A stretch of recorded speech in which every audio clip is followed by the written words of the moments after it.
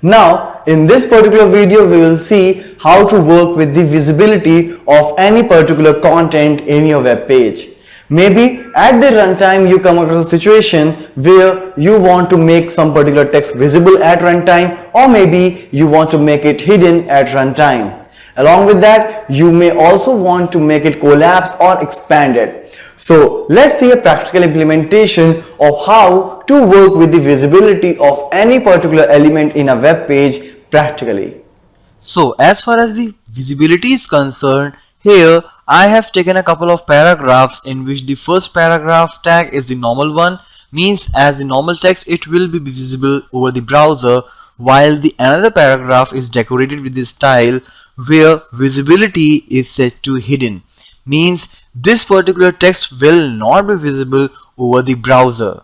So let's save the changes and come to the browser, and here you can see only the first paragraph with the text this paragraph should be visible in normal way is visible in browser, but the other one is not.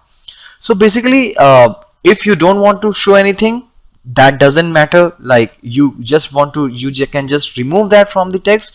It's no use of putting this visibility hidden as such.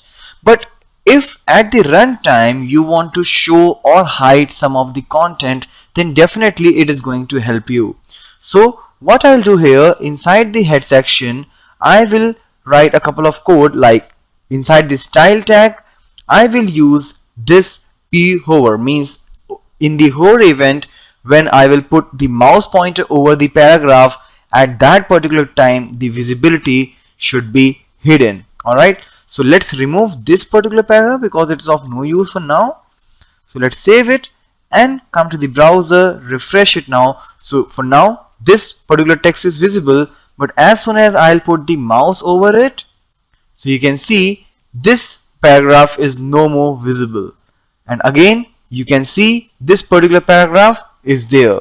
So this is how you can work with the visibility while working with the CSS.